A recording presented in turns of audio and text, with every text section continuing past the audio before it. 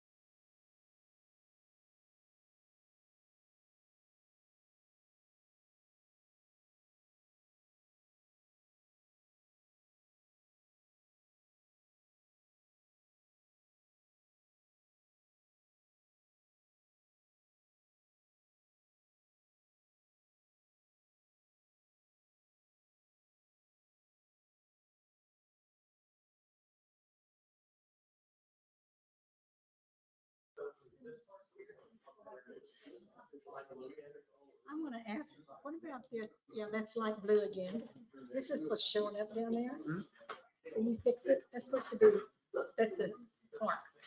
Oh, yeah, it's fixed. We fixed it last time. This is what prints.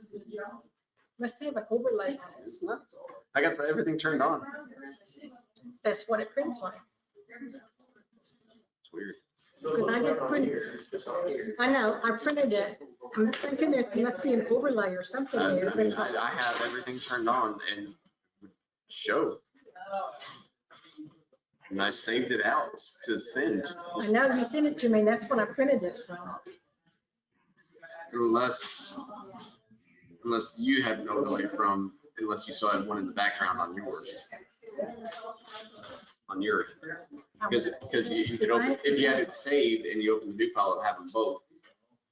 And it could have, like when we were seeing how one of those browns was a different, well, that's because they had two. So I need to So go it back may be, and, right, so if you're doing it, make sure everything else is turned off or deleted and then open up the new file. so I can just go into Google. I guess I can go into Google and then I can just get rid of all of those and then go in and open your other and bring it up. Yes, out of that, just uncheck them and then open it, either way, but yes. I'm checking. Like over here, so I mean, this is what pops up if you save them. And so, I mean, then you can just turn it off. Yeah. And then you can open the new file and it would pop up and it'd be under temporary places. Okay, that's probably what I need to do because I couldn't get away from it. I thought, maybe, what is it? Yes, I do. Are we done? No one else has signed up, or if you want to call for anybody else first, and I'll leave it up there. Does anybody else need to sign up to speak? Hello?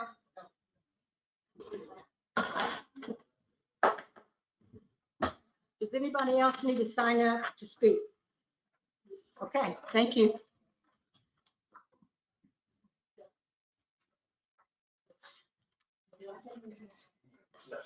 I'm not very good. I just open them up and I think they ought to come up right. Every time.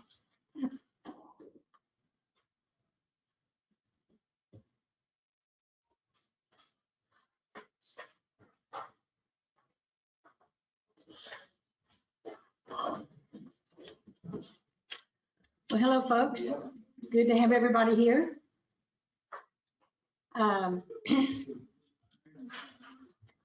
It's 6:30. We're going to call the meeting to order. We'll establish a quorum. So we have Lois and Trey and Chris and Brandon and Neil and Susan. So we have a quorum. Everyone's here. Do we have any announcements that anyone wants to make?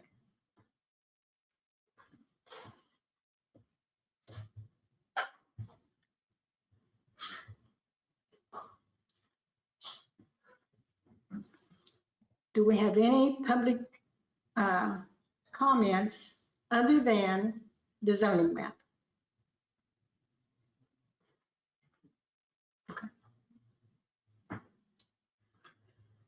Okay, then what we're here for tonight is to hear from you folks regarding the zoning map. We've had, in the past, we've had 2 town halls and we had another public hearing.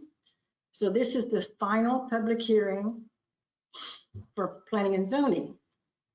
But once we go through our process and approve the map, we would then send it to city council.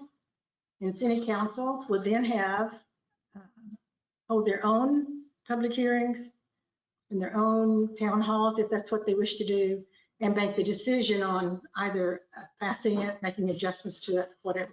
We're only a referral commission, so we refer everything that we do to the city council for final determination. Just want to make sure everyone understands that. And I'll start this off just very quickly before we take comments.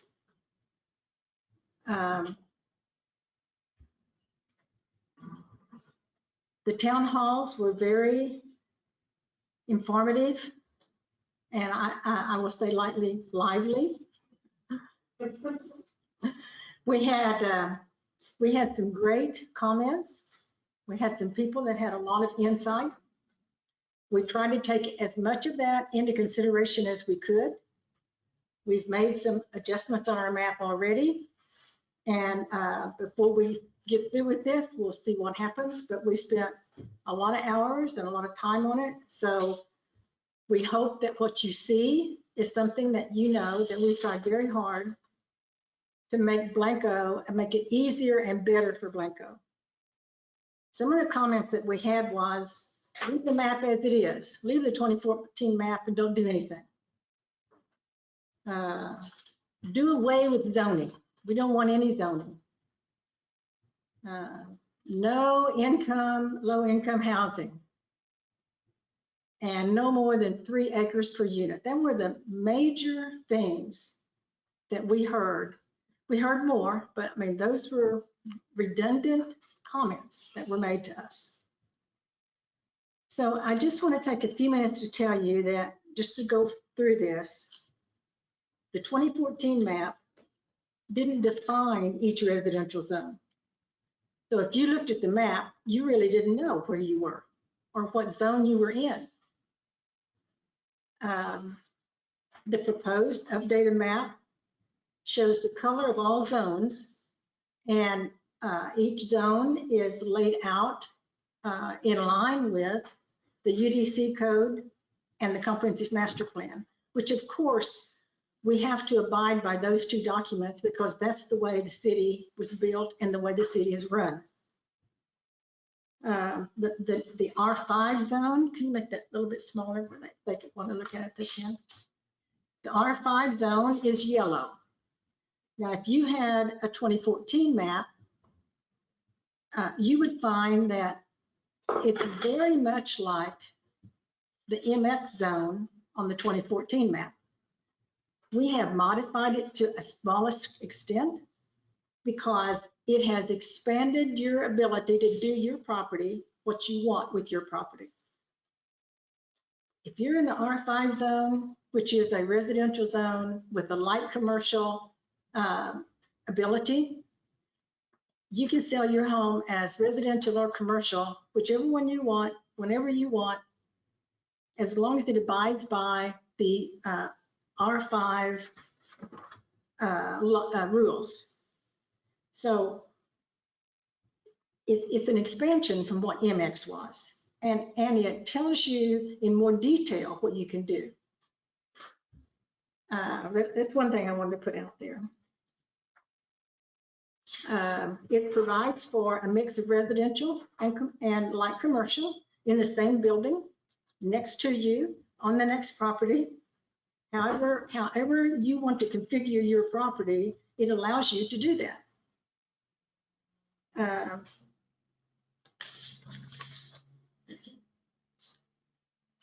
One of the things that was asked us in pretty great detail was they wanted to see the historical district with the designation.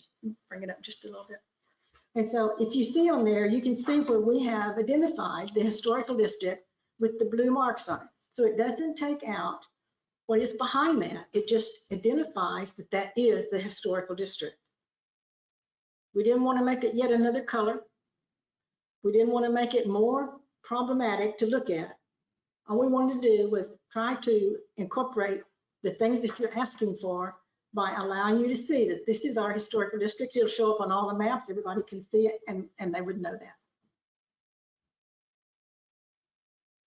Some people said in our meetings that they did not want public or private parks. They wanted no parks laid out. Don't want us to show them. They don't want us to put them on there. They didn't want them.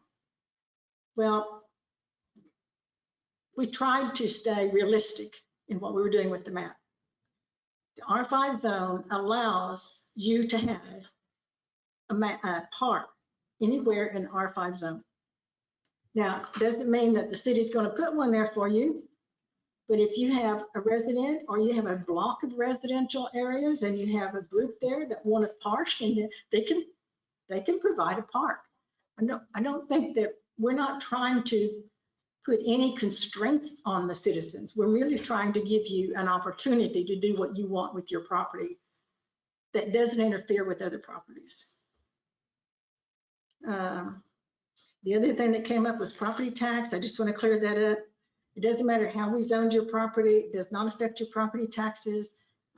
We sent an email to the county and they sent it back to us and said, they don't zone by how, they don't charge you by how you are zoned. They charge you by how you use your property.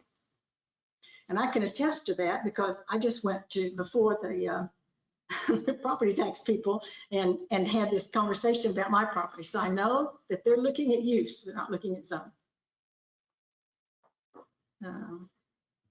They don't want annexation. We can't annex any properties. The city, the state has, we can't do that. So your property is not going to be annexed. If you're not in the city now, we're not going to go take it over. Can't do that. It's just the law. Now I could speak for a long time. I just wanted to get a few things out in front that we've talked about before, that we've heard from you folks. We tried to listen to you. We have, in fact, break that just a little bit more out where we can see. We've tried to decrease. One of the things everyone said was, look at all the green. We don't want all that green because it was high density. So we have shrunk the green so that it's only next to the R5 zone. But keep in mind, any city is going to have some area that's going to be more dense than other areas. And the further out you get from the city center, the larger the lots are. And so when you look at the dark maroon color that's right next to the green, from there on back, you see that that is all now R2, which is no more than 3 houses per acre. So we tried to go back and accommodate what a majority of the citizens are telling us to do, that's reasonable. Let me see if there's anything else. So with that startup, I just want to tell you we appreciate you. We appreciate what the citizens are telling us. We tried to listen to you. We want the city to be the best. We don't want to be any other city. We want to be the diamond in the rough, Blanco, and everybody looks to us for guidance. And so that's what we would like for the citizens to speak up, and we want to hear you. And we hope that we have heard you. We hope that this makes it better for you. Does anybody else want to have anything to say?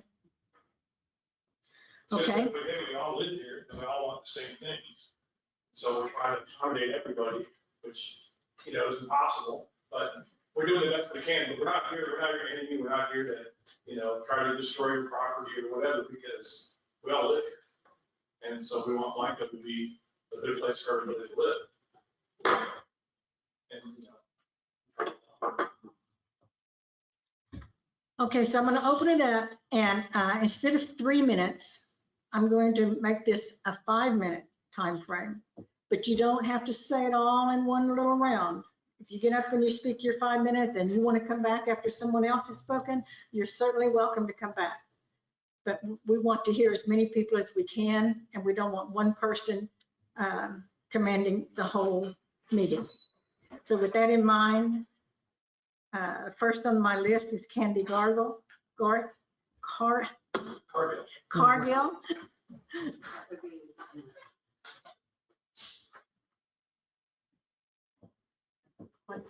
Y'all pretty much know my stance on the R5, and you'll probably never, ever convince me that that yellow is good. Although I do appreciate all of the work you've put into it. I know that you've put in a lot of hours. I've done things similar to this in a different realm. So I do know it's hard work, and you can't, you're right, you can't please everyone. I was just going to share a conversation I had with a county commissioner. I had talked to him on a totally different topic, and for some reason it came up. He mentioned, he said, you know, we get at least 5 or 6 people a month coming into county commissioner's court wanting to, they have 3 lots, in Rockin' J, or 2 lots in Rockin' J, making them 1 because they want to make them bigger. This is just reiterating my people don't move to Blanco to be in high density. That's all. I know I probably said that more than you want to ever hear, but I'm going to say it just one last time. They really don't. Although I know we need to have something for affordable housing, because not everybody can afford 3 acres or 2 acres and a house. Tommy and I talked, it was Tommy Weir, my county commissioner. We talked about that too. And we said, there's got to be a way we can have both things. There's got to be a win-win where we can have an affordable home, although lumber prices kind of make that kind of insane right now. But then keep Blanco beautiful type thing. That's it. I'm not, Y'all are gonna you're do- fine. I just forgot to put the thing there. I was so interested in hearing you talk, I forgot to turn the thing on. Would you tell my husband that? Thank you, Candy. Mike Etheridge.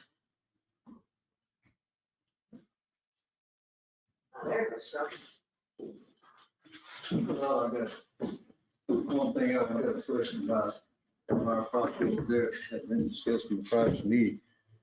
And we still stand in agriculture there. I'm sorry. All our property east of town, see that's in the green. This one? That's Brown. No, we gotta keep going. What, here? 165, get right there. Yeah. Oh, this is right. So I see- That's Brown. That's agriculture. So there's really not much to skip as long as they do that good. Well, then we're all happy. That's right. But let's see now, how about my neighbors? Because I've talked to my neighbors. No, they're still on green. Because that's this, what's gonna happen there is we're probably gonna petition the city to be outside the city limits because they annexed us in 2010. And we have no good services at all down there. In fact, since the last meeting, I've already fixed the water line twice. Good for you. We're glad you're out there working. Well, it was I didn't have to fix it, the city did, but the one when they went on water, different stage, and they was told that they was fixed the leak right beside our driveway. And when they came back to backfill that, next thing they found in the same hole, another leak. So they had to go to town and get another clamp. Then a week later, they showed back up within 10 feet of where they just fixed it. They dug it up and put another clamp on it. Okay, so I'm going to stop you for just a Yeah, I minute. know. I'm going to stop you Y'all don't for have just a nothing to do minute. with that, I know. I just want to stop you for just a Okay. second. This town hall Hmm. is about the zoning and the Right, map. right. Now, if I understand that you have water issues, we have street issues that has been brought up at town halls before. Mhm. And the city council is working on that, but that is where you need to direct those. Right. That is not. No, I'm not supposed to joke, Okay. but I'm just bringing that up. Okay. That's one of the reasons that we got put in the city limits in 2010 without our say, so we objected to it. So they haven't provided any services to anybody down there. Go back and tell them that you want out. I am, All right, good not for just you. me, All right. everybody in that area.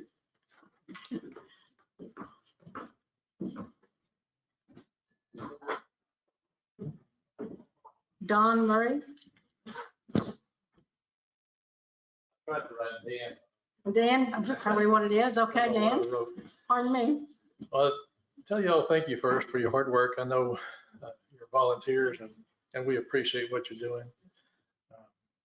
I think some of the pushback that you're getting is because when people bought their land, they thought they knew what they had. And now sometimes you get rezoning and they're like, oh. And so that's where you're getting your pushback. And I understand some of your goals are to say, nobody can afford to live in this town and even be a school teacher, I think. We have a housing shortage. And so what I'd like to say to you as a group is that there's more than one factor involved in the housing shortage. And there's two ways to approach it. One of the ways is market forces, which government can't do anything about. And the other way is for you to try to zone things to make the difference. But I grew up here in this town. I went to high school here. And we played football against Dripping Springs and Bernie and Marble Falls. Y'all, they've grown. And now the market forces have forced their way here and we're next. And nothing that anybody can do can change that. I don't think. I can't imagine what it would be. I've thought about it long and hard. Can't imagine what it would be that anybody could change what's going to happen. But what worries me, y'all remember when the county attorney was here and he told the story about Kyle, Texas? Remember that story? We don't want that to happen either, right? So in a genuine attempt to say, let's do something about the fact that housing is unaffordable, to say you can build 5 houses on an acre, that's going to be the solution. That's going to help everything. I don't think it will. I think those 5 houses will still be 200,000 or more, because there's what else you're going to do? Because if market forces come in and say, no, I got to have a house, I'll pay whatever I got to pay for it. That's called market forces, right? And I'm sorry to tell y'all, you can work your tail off and you're never going to change that. So let's be careful in your decisions and the way you approach this to say, do we have too much green? Or are we really going to get the result that we want? Are we really going to push prices for homes down by having high density? I don't think it'll work. Let me just say one thing Okay. while you're talking about that. Sure. The R3s that we have, which is high density, are where there are already homes that are more than 3 per acre. We didn't expand that. Hardly more than 3, but where is that exactly? Because I have a really small lot. I have 1/3 of an acre. That would be pretty much 3 per acre, right? If my math is good. But I have a really small, Need the green, right? if you look at my house on that street, I got the smallest lot of anybody.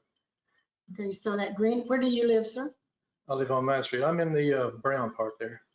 Okay, so that's 3 per acre. That's 3 per acre, which my house, if you want to visualize what it is, come by my house, 10089th Street. That's 1/3 of an acre. And you're saying that's not small enough. We Well, need to make it 5 per acre. that's still 3 per acre. We didn't change I'm not that. arguing with what my house is. I'm trying to say to you as a group, Mhm. to visualize the size of lot, 5 per acre. It's tiny. It's so small. Bring up the green so he can look at it. Yeah, I agree, because See on my there. street on Oak Ridge, Put it up at the I'm top. on the east side of it, Go up. to Mhm. the- those lots are all 1/4 acre. Right 0.2 there. cents. Right. There you Across go. the street, they're all like 0.33, something like that. Pretty much. Yeah, that's it. That's- But how many, can you show me a house? Can you show me a house in Blankville that's on 1/4 of an acre?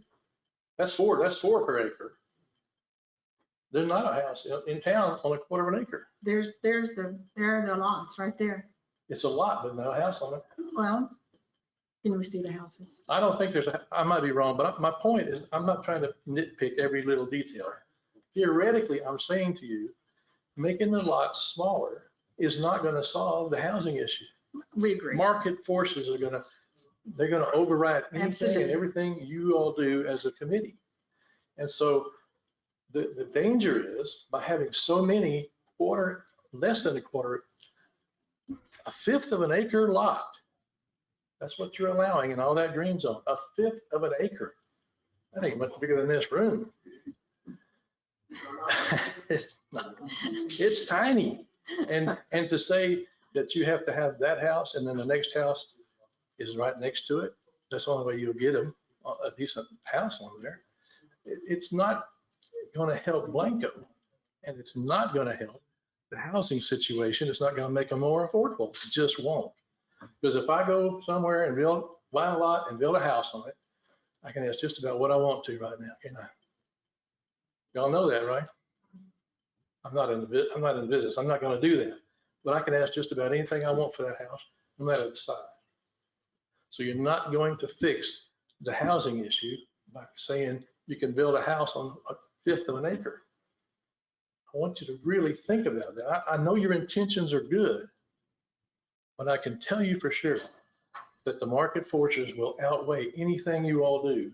And you will not, unless you start building apartments somewhere, you will not solve this housing issue.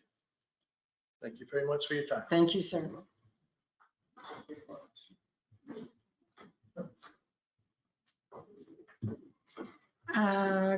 Ken Welch. I'm not a Blanco citizen. I'm a Blanco County citizen, but I care about Blanco. I do business in Blanco. And when I look at your, first of all, I think you've done a great job. I really appreciate the transparency and having hearings. That's the way government should run. So whatever you decide, it's what you're going to decide. When I look at your map, though, I see very little multifamily housing. Dan just said we have trouble getting teachers because there's no place for people to live that they can afford. It's not just teachers, it's jobs, period.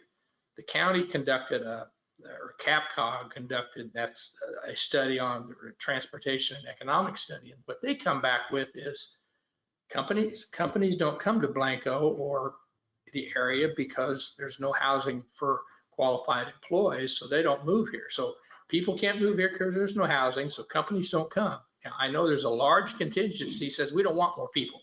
Leave Blanco just the way it is. We don't want to grow. You're going to grow. And regarding whoever it was that talked to Tommy Weir, there's a lot of land in Blanco County. If people want to build a mansion, there's a lot of land. They don't have to live in the city if they want a great big lot. So I guess what I'm saying is I don't see a lot of multifamily, and I don't know what your requirements would be on multifamily. Can it be a 10-story apartment building? I would hope not. But I think you need to consider making some rental property available so you can get a young teacher to come in here. They don't necessarily have to or want to buy a house. They just want to have a good place to live or they can get a good job. And I do think Blanco's going to grow, whether you like it or not. So you need to have housing that people can afford, that's good housing. And I think you could maybe increase some of the multifamily. You're not going to be able to put it where somebody's already got a building. I don't know how many vacant lots there are, what might be available for that. I just don't see a lot of it here. So that's my thought is you need some affordable housing. And Dan may be right. Putting 5 houses on a lot or 3 houses on a lot may not be the answer because the builder's going to build something he can sell for maximum dollars. But affordable rental property may help with your job situation, your housing situation, and it doesn't have to take over the city. You don't have to be all apartments, but I think you need more than you got. That's all. Thank you, Ken.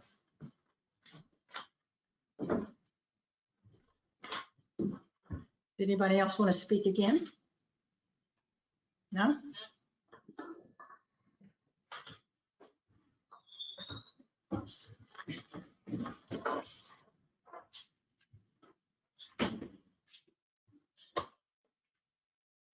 All right. We'll close the public hearing. What time is it? There's still 7 o'clock.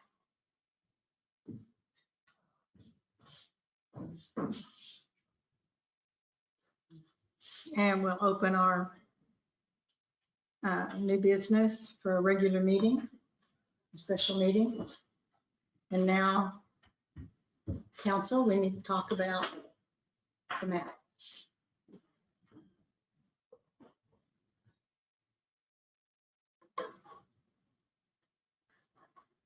You're shaking your head no, so speak up and let us hear you. No, I have no comments. For the moment. Okay, I'll start our conversation off with this. We just heard a gentleman that said that he thinks that maybe the housing problem would be lessened if we had multiple housing. we've heard loud and clear that the city doesn't want any more affordable apartment type housing. And we heard that at every town hall. We heard that when we did the comprehensive master plan update that was shouted in our face. We don't want that anymore. I will say again, in my opinion, when we look at that map and we see, make it just a little bit bigger, try and move it up where we can see, there you go. So we'll see where the green is council, commissioners, it's a very small area. And it's very close to your R5 and city center. So from there out, it becomes 3 houses per acre. And then when you see the blue, it's 1 house per acre, isn't it? Mm-hmm. 1 house per acre. We have a lot of blue. Nobody ever talks about the blue. We take it out just a little bit where we can see the whole map. There you go. We have a lot of blue out there for people to be able to have homes in that they can come forward and build homes. We have a lot of yellow, and everybody says we don't want yellow. Well, of course, we all know that you can build homes in yellow. The yellow says that you could have, perhaps next to you, you may have a dress shop or you may have a light commercial, but you have a lot of space in those areas for homes to be built. So if somebody wants to come in and the city has said they don't want apartments, they don't want condensed housing, and we only have 3 blocks deep and along 281 primarily for that type of housing, and there are many lots on there that already have 5 houses per those squares, because we looked at them. We walked the streets and we counted the houses. So there are houses in there that's 5 to an acre.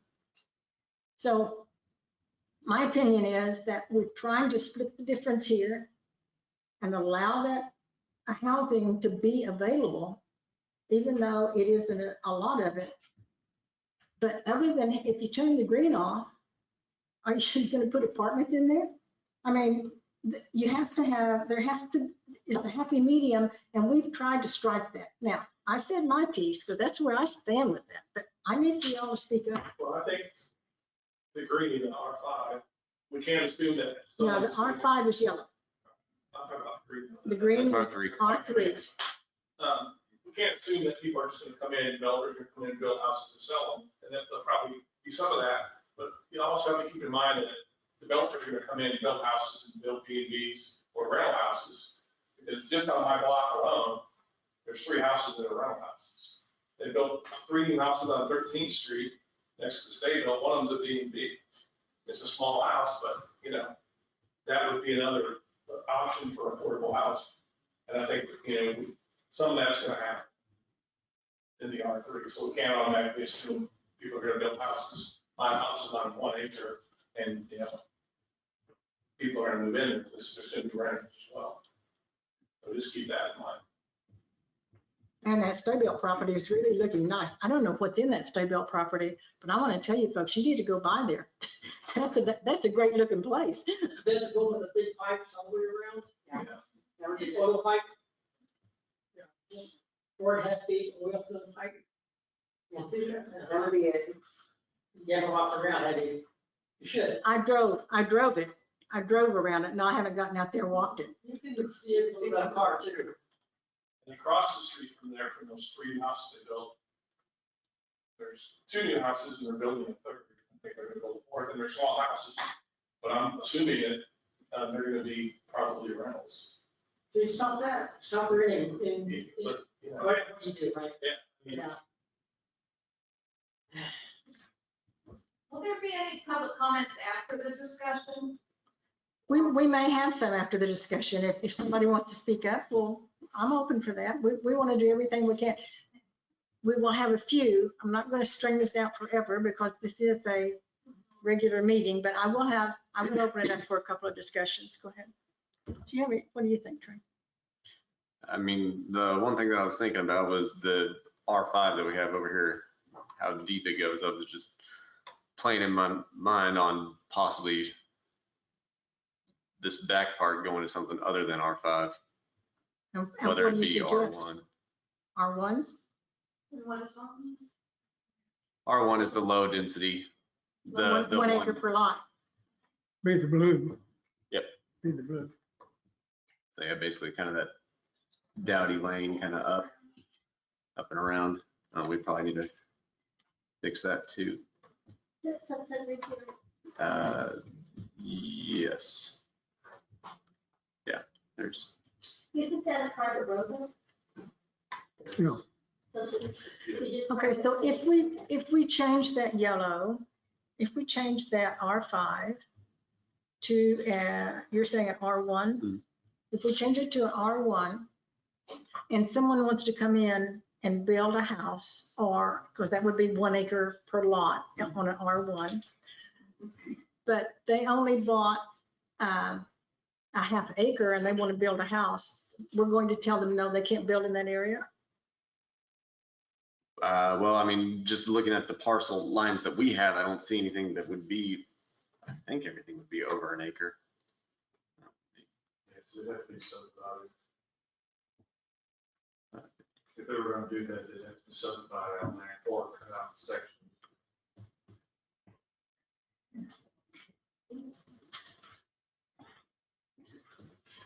You could do that with just the ones that aren't.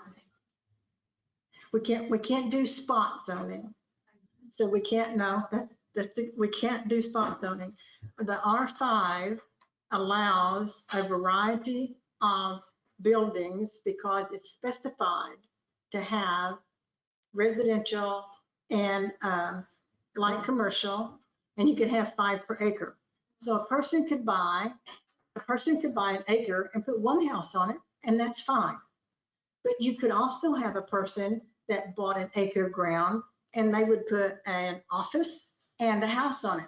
And in the R5 zone, you can. If we rezone that to an R1, you can't do that. People keep yelling at us, don't do variances. Don't do any variances. If somebody comes to you with a variance, say no, we don't want you to do variances.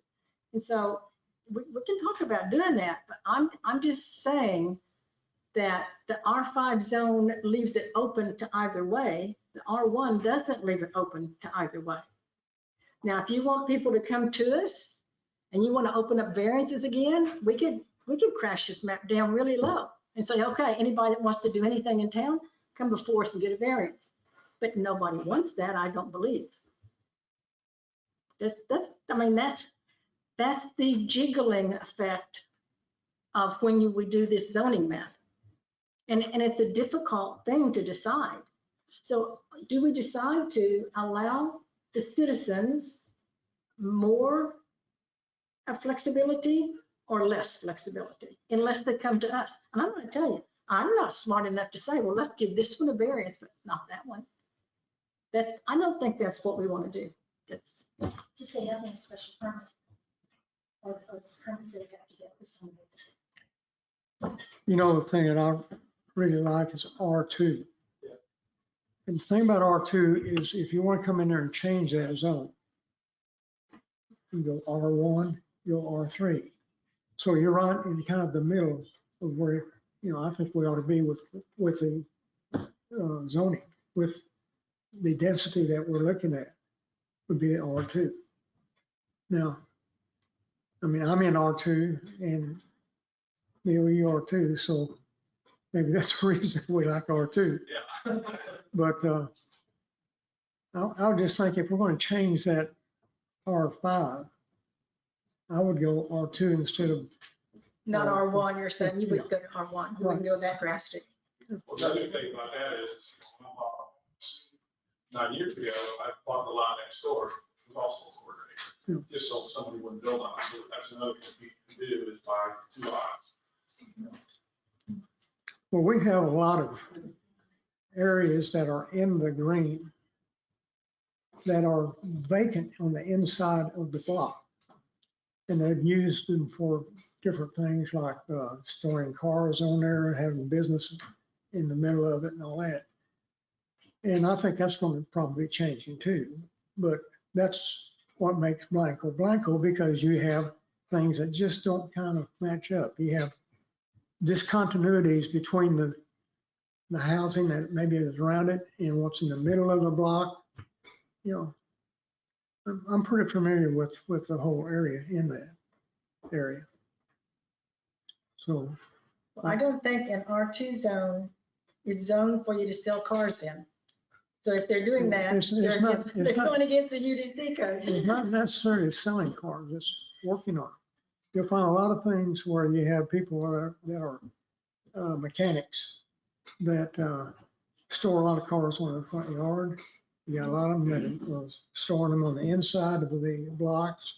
So, you know, there's a lot of things that make Blanco Blanco, but it's things that you wouldn't think would work in other places. But they work here because people let it go.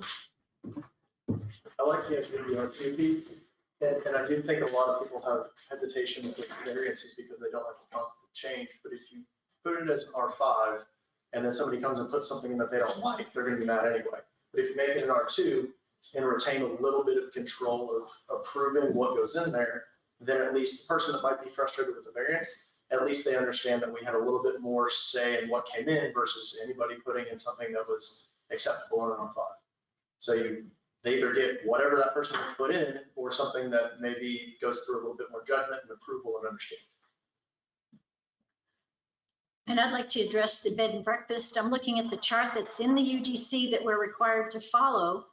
And residential and R2 and R3s all have to have special use permits in order to have a bed and breakfast. So I'd be surprised if someone can just come in and build a house to be used as a bed and breakfast. That would be a little bit difficult to take.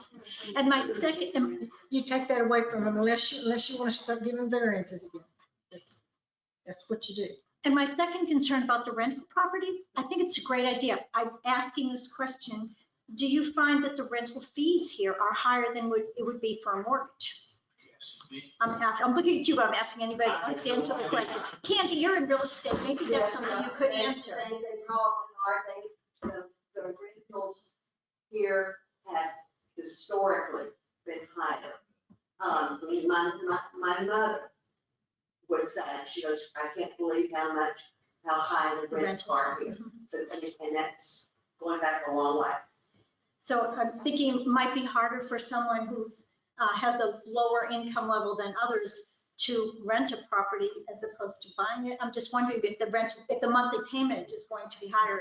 I'm just. Mortgage, Yeah. So I'll explain it from a different stance, right? So I run a business here in town. I've got a lot of employees that can afford to pay $1,000, $1,500 a month in rent. I can't afford to go out and buy a house. So I'm about to have a rental property. I'll probably turn around and rent to one of my employees. It will probably be the cost of the mortgage plus insurance plus about 4%. That's to put away. That is to end up paying for repairs and things of such nature. I don't have any interest in making a killing off of it, but I also don't want to lose money with rental properties. So my thought is, yeah, we don't have enough opportunities for people that I employ to come in and rent a place. I mean, if they go over to some of these rental apartments around here, they get told they make too much money to be able to rent it. So I think when we throw around terms like affordable housing, it's complicated because one, I mean, a $250,000 home is one, cheap in town, and two, most of my people couldn't afford to buy that up front, but they could find a way to afford to rent something like that if somebody had it available. I mean, I think y'all are slow home, y'all are talking about multifamily, how we're missing the spot a little bit here on it. I think what we're gonna run into is at a certain point, somebody's gonna come in and build an apartment right outside of town that's going to be here anyway. I mean, if you ask any business owner or manager in this community, they're gonna say the hardest thing to find is quality employees. And the reason is because I can't find housing. So we fight left and right. We pay a whole lot more to our employees because I'm paying people to drive from Spring Branch, Dripping Springs, Johnson City, Marble Halls to come here and work. But, you know, I think if we looked at this from a calm, logical stance and say, okay, if we have an opportunity to kind of dictate where maybe that multifamily goes, I think it gives our community a better opportunity to make money. Financially, from a city standpoint, to be able to turn around and invest in other things in infrastructure, but more importantly, we can kind of dictate where that stuff goes so that it just doesn't get put right, you know, where we don't want it to be, right outside city limits. So if we look at things like the farthest point south in our community, still inside of city limits, but that way we're avoiding the traffic going to Dripping Springs and San Antonio from driving through our town. I think that's where we have an opportunity to really kind of control what the traffic looks like and how the impact comes to our community versus just saying, people don't want multifamily, so let's not do it. That's kind of my thought. Well, now the R3 green zone is smaller lots intended for a variety of housing, including affordable and duplex development. We made that smaller because people didn't want to see all that green. But what you're talking about is exactly what they can do in the R3 zone. So in the R3, do you think somebody's gonna come in and buy some of those lots and put in a bunch of duplexes? Or do you think somebody's gonna come in and buy some of those lots and try to rent them? Either one. I think right now there's so much construction that's already built, it's not gonna change. I mean, I think y'all zoned it green because that's what essentially was there, right? That's what made sense. But we saw- It would be the next step from the R5 zone. R5 zone, and then the R3 zone, then the R2 zone, and then way out is the R1 zone for the 1 acre. That's how that progressed, right? And I completely get that, but my thought is more along the duplexes and apartment piece. I'm not saying people are gonna be excited about it, but I think either it's gonna be built outside of town, or we can kind of help. Like, And that's in an R3 zone. So is that what you want to put there? well, when I go for R4 is multifamily. Right. That'd be. We like an didn't, apartment we didn't do complex. any Yeah, that's what I multifamily. No one, and maybe I'm wrong, but I didn't hear, all I heard was nobody wants apartments and That's what I- multifamily. I don't know if I've ever heard of no apartments, but I mean. That's it would literally definitely- what both of them were talking about earlier, so it's, there's nothing on here that kind of points condos or apartments where they should be, or gives them a place to get. Yes, get up there, let's hear you. I have a couple of thoughts on the affordable housing question. I know that a lot of the people who I've heard speak against the idea of multifamily houses are people who've been here a really long time. And they, more than any of us newcomers, are really committed to trying to maintain the rural culture that they grew up in. One thing I would say about affordable housing is that they grew up in an affordable town. Blanco was a working class town. You didn't have to have, $250,000 to get a house here when they were growing up here. And I think is it Brandon? Yes.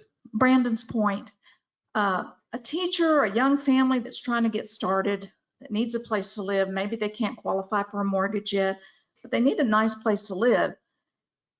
They can either live in Spring Branch or they can live right outside the city limits and take their money with them out of our city rather than spending it here in our city, benefiting us. Or we can make spaces for nice apartments. I don't think there's anything unattractive about Chandler Place. I think that whoever did that was before my time, but they did a really nice job on it. And I think we can have standards in place for the type of multifamily homes that we want. But I think it's really imperative for a community to make it possible for people from different socioeconomic brackets to be able to live together. Otherwise we end up being a retirement community of old people. And I think that young people bring a vibrancy to a community that is really important. So what do you think about then the green, the R3? Do you think they don't want that many houses in an acre? Well, I think that I am more inclined to think, having a few places for some nicer apartment complexes and then keeping the lot sizes a little bit larger is a better solution rather than cramming 5 on a lot for housing. I would rather see an apartment inside the city limits that's nicely built, that brings revenue to our community, that affords young families or teachers at our schools a place to live, than see houses built 5 houses to a lot, But to an if they acre. were to do multifamily, they could go into R3 and buy a whole square, which Mhm. would be maybe 2 or 3 acres to Mm-hmm. put an apartment building on. Mm-hmm. I mean, that's an option for a developer to come in Okay. and do. Okay. You have to rezone. You'd have to go to R4. We would have to rezone it. But if we're going to, are we going to specify an R4 zone and that's the only place that we're going to allow apartments? See, my problem is when we start specifying that this is where an apartment complex can go, Uh-huh. I think that we get, I think I'm not smart enough to do that because I don't know where developers want to do that. So Right. if we make an R4 out here somewhere and people aren't going to build out there because apartment complexes are going to be next to them, but a developer wants to, they're going to want to put an apartment complex close to the city because the people Right. there are not going to have a car. They're Right. going to want to get to the city center. So the point is, So do we have any, is it R4 is the multifamily? Is that what it is? Yes. Do we have any of that on the map? Yes. I think there's very, very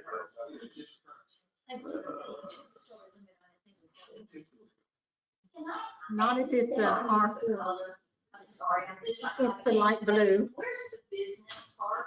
I mean, we're talking a lot about residential but where, I came in late, so I apologize, but where's the retail and what color is retail, commercial? So commercial would be the red, which I don't have it on right now. I'm answering her question real quick, but the commercial will be red, and then also the R5 zone is yellow, and that allows for light commercial as well. Great, thank you. I just. Okay, so now he's turned it all off except for the affordable housing. R4, so yeah, we. Okay, now is that those are the current, that's Chandler Place and the senior apartments. Is And then that the other correct? Apartments over there, right Yes. there. And then, yeah, we have the other And little, then there's some there. those, and I think that's Uh-huh. quadplex or something. And they're all already there. Mhm. Well, that's my input. Take it for what it is. I think it's kind of a middle ground about not wanting the more dense housing lot lines, because I think we're correct in saying the market's going to drive those prices up anyway. You're not going to ensure that those houses are affordable. But an apartment that has some standards about how they're built and how they look, offers affordable housing and keeps. And more importantly, regulate that in these ordinances, which we don't have. Well, And that's what we need. all righty. You know, Once we bring get 'em on. the zoning map, we're ready for ordinances. But, Well, we're going to be having a lot of that apparently. if you don't have ordinances that can build a 10-story apartment complex. Well, we need to get that in place in conjunction with P&Z, absolutely. There's already in there, yeah, there's only 3 stories. There's a lot already in there. Pull your UDC code out. There's a lot there. We want to make it have more teeth, but there's Yes. already a lot there. Yes. I think to your point, though, you were talking about developers coming in and wanting to build where they can. I think the first thing they're gonna do is kind of look where they can most realistically put in what they're wanting to build. So they're gonna look at the zoning map, and be like, okay, these are the 2 spots that are already set for what we want. Let's go see if we can buy them. So I think at least that gives us the control of kind of being like, okay, keep it south so they're not coming first square. Let's keep it in this space because it's away from the majority of residential. It's gonna upset the fewest people possible. So I think at least that gives us more control than somebody coming in and buying, a piece right across the street from Lowe's behind that R5 and putting in a massive apartment complex right in there. Well, they couldn't do it without an approval. But it'd be outside the city limits. Pardon me? But so, no, absolutely. But if there's nothing other else available, then they're gonna be probably fine. But if we put something that makes sense, then maybe we can look at it. Make one comment, I just want to say. Come on up here, Connie, we want to hear you. Thank you. There's so much I don't know that I'm busy learning. But when we talk about people talk a lot about getting money from having people move into town. We don't get money from people moving into town. And I think that's so important for us to understand. The percentage of ad valorem taxes that we are allowed to put into place is limited. There's a ceiling under state law. Taxpayers don't want to go up. There are people in town that have ag exemptions because they have bees on their property. So there are other property taxes they can get exempt from even in the city limits.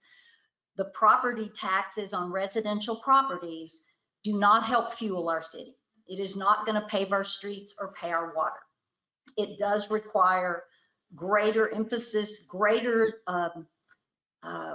stress on our infrastructure. The more people that move into town, the more water we have to find to provide for them, the more work and wear and tear there are on the streets, the more we have to have police. So I want everybody to kind of keep in mind that when we're thinking about finding places for people to live, that's important. And we want to have places where our teachers and employees and everybody can afford to live. But don't think that building a lot of residences will help fund the future of our town. It will be the businesses that will help fund the future of our town through sales tax, which is a higher revenue source, as well as the property being a higher tax base for us than residences. So I just want to think of, because people keep saying they're going to build outside the city limits and then they'll get the money. Well, hey, they're going to come into town to shop and to eat at the restaurant and to do whatever if they're right outside of town. And we are then not paving their roads and providing their water and handling their police department and doing all those things. So as we look at what we're trying to balance, I just want to say this idea that when people come into town, it's going to fund our city. It isn't going to fund it. We want to meet the needs of a good, vibrant, growing community, but we should keep that in mind. You're looking at the yellow and the red for businesses. That's what we're looking at. Right. And which is laid out accordingly to the core district of Blanco. Right. Everything else is pretty far out. Yeah, and I agree with what you're saying, but also we have to have people to live here, to work here. Oh, I agree. So I we just have to have hear a happy people, medium. you know how when you say something often enough, it becomes truth. And so I just don't want people to keep saying we need to build these houses to fund our town. Building houses will not fund our town. It will hopefully provide some jobs for businesses that will come in and employees, and looking at those, and we need vibrant young families. Because the other thing, as everybody becomes 65 years old, guess what? Their property taxes are frozen. And so now our tax revenue, as our community gets older, our tax base goes Just down. keep those old people out. Keep those old people out. I'm right there with them. Yeah. If a developer's gonna come in and build an apartment complex, consider what happens there, no matter how much you want to. You would rather that be built just outside the city limits than building it in? I think there's a good possibility that I might. It would depend on what it would look like. So I think we have to, again, I think we have to say, what do we want our town to look like? What is going to benefit us to have in our town? Where do we want to put it? And not where do we think a developer wants to go to build it? What do we want? And we tell the developers where they're going to go to build based on, and I encourage all of you, if you have not signed up, to please sign up for the workshop on the 29th. Yay, because that's what you're going to hear is that if we are going to survive and maintain it, then we have to design our town for growth in terms of what we want it to be at the same time that we're meeting those needs. So yes, we need some multifamily, we need some of those things, but just please don't think that building a lot of houses is going to help fund our town, because it won't. We got to find water for them. We got to process wastewater. We got to pave the streets. We got to do, so the businesses Build will some be. more schools. Yes, more schools. Yeah, we're gonna have plenty of workers with 1,000 houses. Yeah, there'll be plenty of places around. I just want to keep in mind that funding aspect, so that doesn't become something that people think more houses mean more money. Thank you. More houses don't mean more Right. money. Thank you much.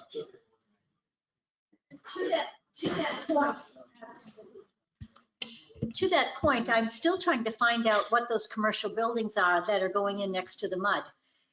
At this point, I think there are 5 commercial properties going in. Yes, and they will be fronting pretty close to 281, if not on 281. So what if they're restaurants? What if they're going to be the other factories? Who knows what they're going to be? And what if they might be Home Depots, right? So we have no idea of what they are. We can't control it because that's the county, and the county does not have zoning. Yes, sir. Question, the yellow is a buffer zone, can be commercial, can be residential. there's a great big lot up there on 281. That great big one, right on 281. Right on 281. Yeah, right here. That looks like, I don't know if there's anything in there now. I don't think there's a whole lot in there. But if I come in and buy that, the whole thing, can I put a strip mall with a beauty shop, a coffee shop, a dentist, a pet shop, and apartments on, above it? Well, the only thing that we have to say here is that I am really diligently working on, once this zoning map is passed, we have to put some additional teeth in our ordinances. Sure. And our ordinances are going to control that. That won't be totally controlled by our zoning. Yeah. Our zoning can slow it down, but our ordinances is what is going to either allow us to do that or not. The setbacks, the density, the height, the parking garage, the landscaping, all of those things is what is going to determine that. Now, if you had a village out there and it had the right landscaping and it had the right height and it had the right mix in it, why would we not want you to do that? Well, and the reason for my question, I like having some designated places for multifamily. Not a lot of it, but some of it. You have some. And if yeah, it's already used up, but the yellow, what you're telling me is if the city council doesn't wipe me out where I can't do that, then theoretically I could put the residential, I could have my own pet shop and live upstairs or live on right behind it. Have your own pet shop where? If I bought that lot, put a pet shop and a dentist and a coffee shop and a beauty shop and a whole bunch of light commercial stuff right on 281, a strip mall, and either I or my employees could live behind the shop or on top of the shop, and then I could get some of my rental property that I think is going to bring more employees. You got to have good employees. You got to have good employees to take care of these businesses. I agree with Connie. It's not going to generate tax revenue, but jobs is money for people that they will spend. The pet shop owner is going to drink coffee at the coffee shop, and he's going to eat at the restaurant. And that's revenue, and that's sales tax. So there needs to be enough rental property. That's good to me. There needs to be enough rental property so that this young school teacher that just graduated, that wants to get started, that can't have a mortgage, has a good place to live. And I just don't see. Yeah. So they have to rent for a long time. So I just think you need to invite some of these young people to come in that can qualify for good jobs, to allow small businesses. I'm not looking for Tesla or somebody to build a factory around here, but some more small businesses, they need good employees also. So that's my thoughts. Thank you. Who else? Gentlemen, yes, sir. I admire Mr. Wells' concern and compassion for people who don't live here yet. And I wanted to reiterate what Connie said, and that is that the infrastructure in this town is well behind where it should be, and everybody agree with that, right? So to bring people here, to be focused on bringing people here that don't live here and that don't pay taxes here at the expense of the people who do live here and do pay taxes, I think is a big mistake. And that's where that's the second, you're getting pushed back because people who bought land didn't have the zoning, now that's going on there. The other thing is you're getting pushed back because your focus seems to be bringing other people, we don't know who they are or what they're like, bringing them in and ignoring the current taxpayer. Don't ignore us. When we ask you to reduce the green, still reduce it even more. Have it somewhere, maybe where it's already at. A fifth of an acre. I mean, it's just not good. And it's not going to bring good people in. It's not going to bring a good tax base in. It's not going to help anything anywhere. And if somebody builds an apartment complex outside the city limits, good for them. More power to them. We'll take More it. power Come in and eat, huh? That's right. Come I'm in and eat just and go hoping back. you can change your focus a little bit to say, think about the market forces that are going to override your good intentions. And remember, just don't forget the current taxpayer. That's why all the young people that grew up here, that are moving to Austin, come back and stay here again. But you know, we have people that are coming here because of the location between San Antonio and Austin, and it's starting to fill in. And there's people living in New Austin who go to work because they can't afford to live in Austin. Mhm. So, Blanco is still more affordable than Austin or San Antonio. There we go. The developer could fix the street.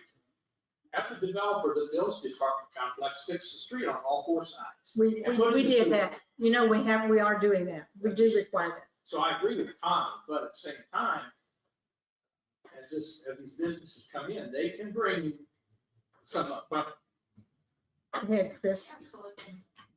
I'm just concerned about I'm just concerned about the infrastructure and particularly the water. No matter where they build that apartment complex, you're gonna need to have the water probably from the same source.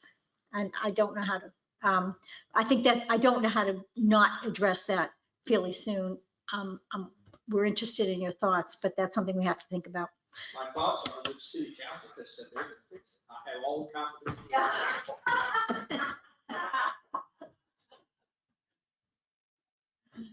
Trey, we haven't heard anything from you. Well, I mean, Your mic is not on. We all want to hear you. He's got- yeah, Oh, okay, you got one on. Good for you. I'm still back on the R5 going to R1 where we were talking about. Back over here, I'd still keep that as the R5, but I would still change all this to R1, probably keep, I don't know what those are.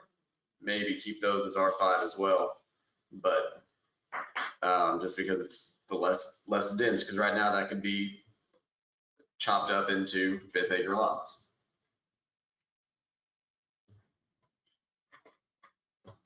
Chopped up into. It could be, if someone were to buy that, they could subdivide it into 5 units per acre and develop it. Don't they have to have your permission to subdivide? In a what? In a I mean, but if it meets all the requirements, I think there's nothing we can do to stop it at that point. Are you saying R1? Yes, I'm saying to go to R1. Sorry. R1 is the least dense. It's the, One house rate. 100 acres. Blue. And 2 is the 3 acres per unit. Or 1 acre per unit. The blue is 1 acre per unit. But R1 is only residential. correct. Right. So you can limit, if you turn that yellow into only residential. I'm not saying the whole block. I'm saying that block that you were talking about, I would keep that as R5, but everything on the backside, I think I would change it to R1. So basically this street right here, kind of dividing that and then having all this be residential and let that still carry on as the R5.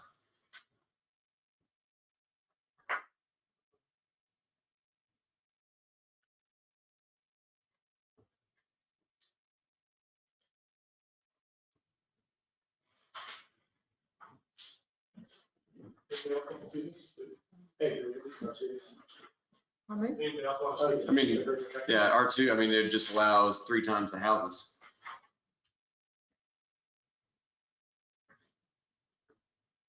I might go with an R2. I would vote no on an R1 personally. I mean, that's just me. Maybe if you want to turn it, that group that you're in right there, Trey, from there down, not there up, but from there down, go back up with your little hand, a little more, a little more, a little more, right there. If you went from there down with an R2 in all that section, but leave the outlying area, the R5 for potential growth in some manner. Oh, I guess that's all just one So, block, yeah. or it could be. The parcel lines are not that great from the county. Does anybody agree with that or not? Council, commissioners? To the city center, would you want that closer in and then what are we talking about, R2? Further in? What do you want I'm closer? sorry, I'm confused. No, she's, well, here, we can play with it. We want to leave that R5 right there next to 281. Let's see, I mean, that was what we're changing this to green. except for that one. That would, I would say, be R5. This is what I'm saying, to change to residential, R2 or R1 or whatever it is. I still gotta carve that out. Those are, Yeah, I think you're not going to change that one though, are you? no, Okay. I'm about to carve them out. So if I'm hearing you correctly. So Trey, if we had a 5-acre parcel zoned R1, that person could conceivably split it into 5 Yes. lots, and it wouldn't have to come before the zoning board because it's already zoned for 1 acre per house. Correct. So we would have no control over the fact that they're taking this large parcel and making 5 smaller parcels out of it in the scenario. Yes. One acre. Will, That's do you my have more insight on that? Essentially, if it's a development, they're going to develop, then you still have to come before P&Z and, I mean, because you're gonna have to have infrastructure. P&Z and city council still have to review it all. Gotcha.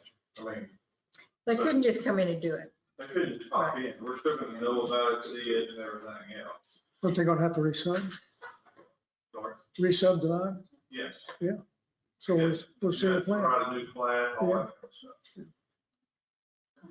But they're still allowed to put 5 units on 5 acres, assuming the other details can be worked out. As soon as they meet all the other restrictions, yeah. Thank you. So just out of curiosity, and I was just getting about this. So as of right now, the way this R5 is set, there's nothing keeping a developer from coming in and putting in 5 acres, 5 houses per acre, except that the property owner's not selling, right? I'm sorry, say that one more time. So all of this R5, Yes. there's nothing keeping that from going to 5 houses per acre, Right. except for the property owner's not selling. Right, or I mean, the property owners could, I mean, they could chop it up if they wanted to. So, I mean, this would essentially be the most valuable property in town for any developer to come through. Show us on the map. It's the one that, The one that we're doing, all the yellow it's would whole, essentially be You're green right, density. and therein lies my argument in doing low income housing. Because by leaving it at R5, you give them the option, and then they have to come to us for us to approve what they're putting in. That's my argument there with the R5. So I'm change it to R2 or 4. We are, that's what he is thinking about changing it to R2. I'm not sure that, I don't know, but I don't think they have the right to come in and subdivide a piece of property without your approval. I just. They would have to come before us, that is correct. And you don't have to give it to them. I don't, you said earlier, if they meet the requirements, they get it. I don't think that's right. I think you said. They can qualify for it, right? But granted, if we haven't got water for them, it doesn't matter what they want. Let's just say everything is active. If you want to save that for yellow, I don't think you have to, because some developer says, I want to turn it into little bitty lots, that you have to go out there with it. well, if it's zoned for that, and then you say, no, you can't do that because we don't want you to. I mean, that's the whole point of the zoning. So, That's why. the yellow can be anything from 1 house per acre to 5 houses per acre. Period. End of Correct. story. And it can have light commercial. Right. And or residential in any mix. That's what it has. So now you have the opportunity to have additional mom and pop stores in this area because it would be less expensive than being right down on the square. So it encourages the small town development like you're talking about. Yeah, but I don't, just seems to me you should maintain control Well, over. you have to think about compatible use, so if it's zoned for something, and someone comes in and wants to do something that's within the parameters of that zone, then you can't tell them, no, you can't do that, because we don't want you to put a porn shop in, or a vape shop, or whatever. You have to do everything. You know, so you can't certainly make something you don't like with it. You know, And that's why ordinances are also in conjunction with city council ordinances. Fix that. Because this is one piece of the puzzle, but we need these other pieces to be in place to really, truly, you know. Well, they'll have to work with it, so we'll have to work with Still want to the build city my council. strip mall with apartments in the back, but As long as you don't have a corner shop. As long as it's perfect. yeah, as long as it's not gambling center. So we don't have there's no way to make that yellow be like commercial or residential and still have a size limit on the size of the residential. Well, I think that, I mean, other than, oh, sorry. Go ahead. I was gonna say, other than, I mean, creating more zones and things of that nature where it gets carved down, Rating R6. or, I mean, Yeah. Because then I see the potential problem with that then.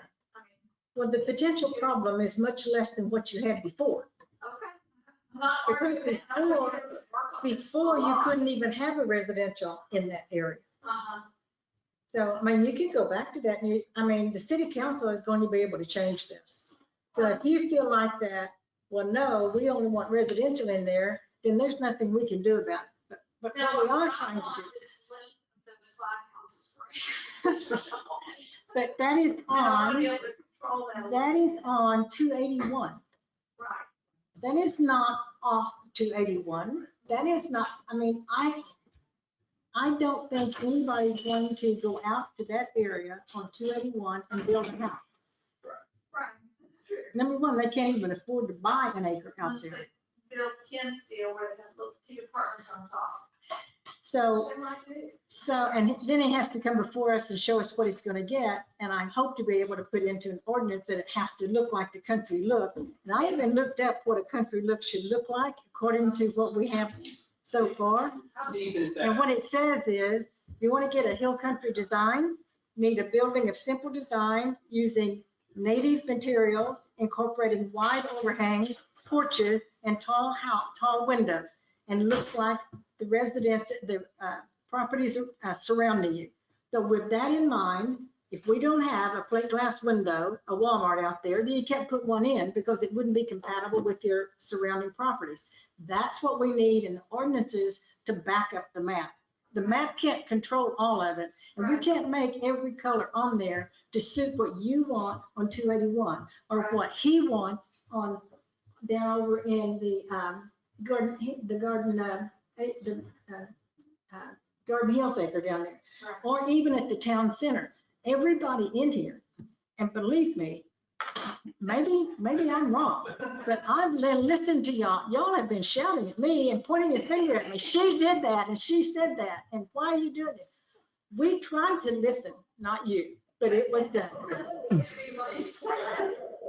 So my point here is, folks, that the zoning map is going to be a growing, living document. What we do here today is going to change as the town grows and as the ordinance control that. The ordinances are what is going to put teeth in this map, but you have to have a starting place and you have to give it enough breathing room to be able to grow. We can condense this down and only have 3 colors on this map, but it's not workable. It is not a workable map. It is not something that Blanco can live with 5 years, 10 years down the road. I believe that, or I wouldn't be sitting up here fighting for this. I'm not here for me, because 10 years from now, I'm going to be gone. So it's not going to hurt me. But this is a very important step that we take that allows Blanco to grow in such a manner that the citizens direct it and push it, and the ordinances will control it. The map will not control it. It's only a guide. Okay, get off my bandwagon, let somebody else speak.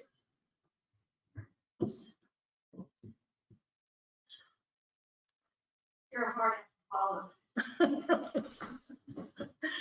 Now, I'm looking at that map since he changed it.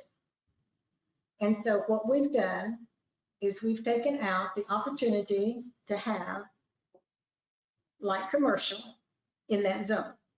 We've taken out the opportunity to have additional taxes that's going to help fix our roads and our infrastructure. And if anybody here can convince me that somebody's gonna come in and buy that property and build a house on it, I'm open to that, but I'm gonna put money on it and we're gonna make a bet. Market forces. It'd be 101 cents. Oh, yeah. Market forces will determine that. I've seen some crazy stuff. Yeah, the market's pretty crazy right now.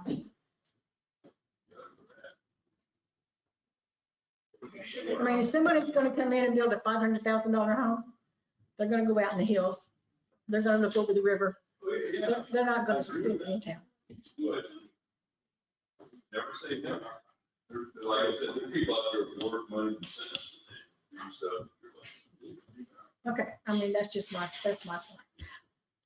I just have one concern, and this is a general concern. It doesn't specifically apply to Blanco, but we do have karst topography. We do have a pretty direct funnel from what happens on the surface to what gets into the groundwater and the aquifer. My concern is if we have too intense a commercial use in certain parts of the city, my fear is that things like leaking storage tanks, waste oil dumping, things that are apt to happen on some of the properties. I just want to be all of us to think about that fact that what we put in, what is the ramification, especially if there's some areas that are still on septic systems. There's potential of things like pouring chemicals down the sink at your nail place or your hair place. There have been problems with the chemicals getting into the groundwater because folks throw them down the sink, they go into the septic system, and sometimes that leaks and it gets into the groundwater. So I just, where we're on this, the type of topography we have here, I just think it's something to think about. How deep is the R5 that you left there? How deep is that? How deep are those lots? Is that 100 feet or 1,000 foot? He's measuring it right now. 750 or so.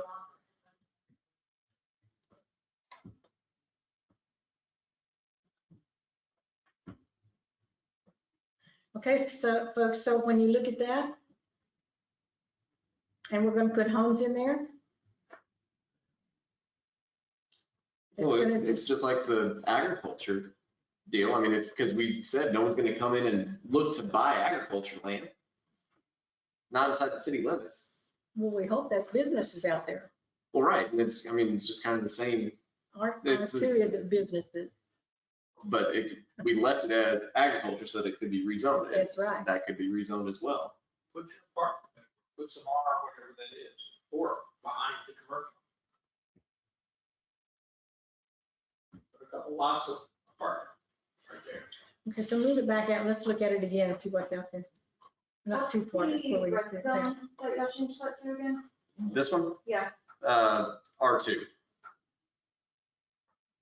3 units per acre. Just curious, I was looking on the map here and there's several houses back there. So would they be grandfathered in or how does that work? Yes. If they're there right now, if anybody is there right now, businesses and or residences, this zoning does not affect them until they change the business.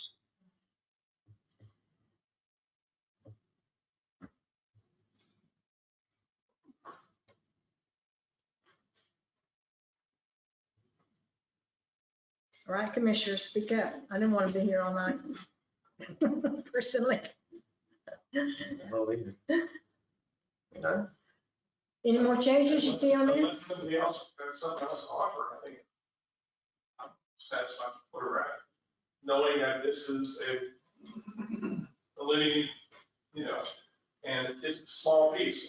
I can't stress enough that we need ordinances. We need them fast. Is this your final meeting? Yes. This is the final meeting on the map. So We're gonna be meeting. after you go to Tommy's class, Yeah, come in class. you're not gonna get a chance to change your mind? No, but you can go to city council. Okay. They can change whatever we've done with or without Connie's class. They can do whatever they want to do. Well, it's just more input for everybody to better understand the whole process. And I also just want to thank you all. I mean, you've worked so hard on this and really, I think you've taken on an impossible task and you've done really well with it, I think. I appreciate all the time I put into town halls. I think people really are loving that model as it's coming forward in all these different areas. People are loving to have a forum where they can speak, where they can get educated on how things work. And, you know, I've heard a lot of really good feedback about that. So I appreciate y'all really making that effort to get the funding. Positive feedback? You've heard positive feedback. Oh, I think everyone likes the town halls. I don't think everybody likes the ideas of what maybe is happening because they haven't had many town halls, and so they're coming angry and they're Yeah. coming with their own agenda. But well, I do believe if we have more, now I have asked people to come to our meetings on every month because we discuss these types of things, not the zoning map, but ordinances and all types of things. And I open this up because I didn't have to, because we want to hear you. yes. That's what the commission is about. We're the first step out of the box, and then we try to do everything we can. We try to go back and research everything we can. We try to listen to what people are saying. And when we make our final vote on it, then it still goes to city council. So everybody still has another opportunity. But hopefully we've done a majority of the legwork, so you guys can put your fingers and toes in it and do whatever you want to do with it. We hope what you find is what we've worked on, because we started out walking the streets. I can't tell you enough. I'm not just playing with you here. We took a map and we walked every street on Blanco, 2 blocks on and 2 blocks off, 281, all around that to see what was there before we ever started filling in the map. So it wasn't like we just dreamed it up. Oh, let's make this green. But there may be things that you find after Connie's educational program. They call it Connie's program. And once you have your, I assume you're going to have a town hall or at least a public meeting, and maybe you will have additional things that you need to do to it. We feel like that this is the best that we can give you to lay the groundwork for ordinance to come in and solidify what we want there.